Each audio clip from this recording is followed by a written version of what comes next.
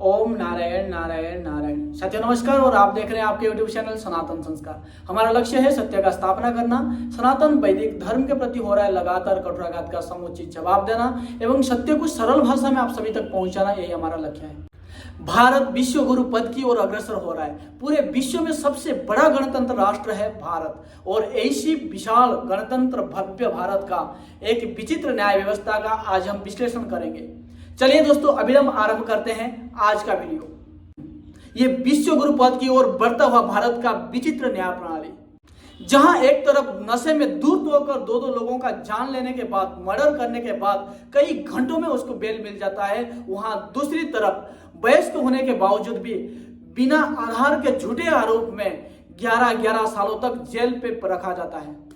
जहां एक तरफ माइनर होने के कारण रविवार को भी कोर्ट खुल जाता है और कई घंटों में, चंद घंटों में उनको बेल मिल जाता है, वहां दूसरी ओर कोरोना होने के बावजूद, कई सारे जानलेवा बीमारियों के साथ गुजरने के बावजूद भी एक दिन का पेरोल नहीं मिलता है और डेट कई महीनों के बाद, 1 महीने 2 महीने 20 दिन के बाद का डेट मिलता है। जहां सारे साक्ष्य होने के बावजूद भी कई घंटों में बेल मिल जाता है, जबकि वो मर्डर किया है, 2 लोगों का जान लिया है, वहां दूसरी ओर बिना किसी साक्ष्य का, बिना किसी ठोस सबूत के 11 सालों तक जेल पे रखा जा रहा है। दोस्तों, आज मैं बात करने जा रहा हूं, एक तरफ है पुणे की वो रईस बाप का वो बेटा, जो बिगड़ता हुआ बेटा दारू पीकर 2 लोगों का जान ले ली, और दूसरी तरफ पूज्य संत श्री आसाराम जी बापू का प्रकरण का मैंने बात कर रहा हूं, जहां बिना किसी ठोस सबूत के 11 साल से पूज्य बुजुर्ग संत को सताया जा रहा है।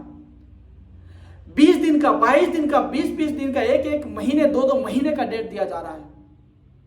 और यहां क्या होता है कि कई घंटों में रविवार को भी कोर्ट खुल जाता है और उनको बेल दिए जाते हैं। और विचित्र ये न्याय प्रणाली है कि जो उनको दंड दिया जाता है, 2 लोगों का जान लेने का जो दंड है, वो आप सुनकर चौंक जाएंगे दोस्तों, कि आपको ट्रैफिक रूल्स के बारे में, ट्रैफिक एक्सीडेंट के बारे में, ट्रैफिक रूल्स के बारे में 300 लाइन का प्रबंध लिखने होंगे, ऐसे लिखने होंगे। ये दंड है, 2 लोगों का जान लेने का दंड ये है कि तुमको ऐसे लिखने पड़ेंगे।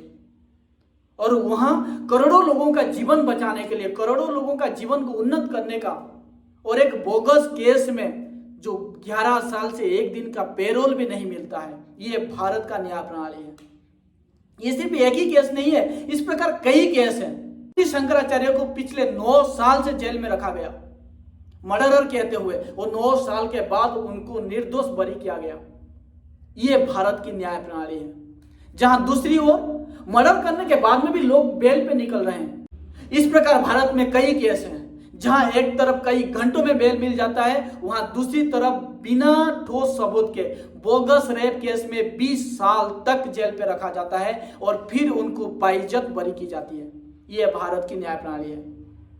दोस्तों, हम कहते हैं ना कि भारत की जो न्याय प्रणाली है, जो कानून है, वो अंधा है, सभी के लिए समान है, कौन गरीब कौन अमीर सबके लिए समान है।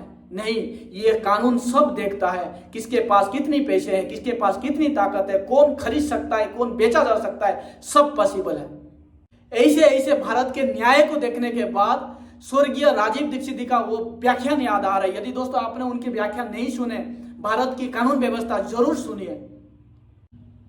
और स्वतंत्र वीर सावरकर के एक आखिरी वचन है, जो वीर सावरकर का मूवी में जो आखिरी वचन है, आखिरी डायलॉग है, उसको मुझे याद आ रहा है।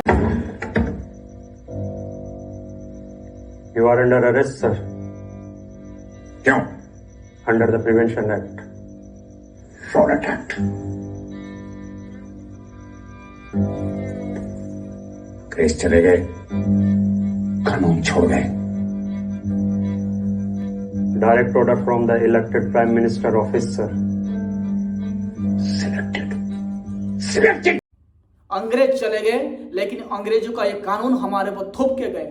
दोस्तों, ये कानून हमारा वही सांप है जिसको हम सम्मान तो देते हैं, लेकिन वो डंकेगा हमको ही है। दोस्तों, हमारा वीडियो आपको कैसा लगा कमेंट बॉक्स पर जरूर बताइए, क्योंकि हमारा देश का ये जो कानून है, हमारा देश का जनता का पोषण करने के लिए बनना चाहिए, ना कि जनता का शोषण करने के लिए। यदि आपको ये वीडियो अच्छा लगा, दूसरों तक जरूर शेयर भी करिए और हमारे चैनल को सब्सक्राइब करिए। अंत में एक बार आप सब लोग मेरे साथ में बोलिए, सत्य सनातन वैदिक धर्म की जय। जय हिंद दोस्तों, वंदे मातरम।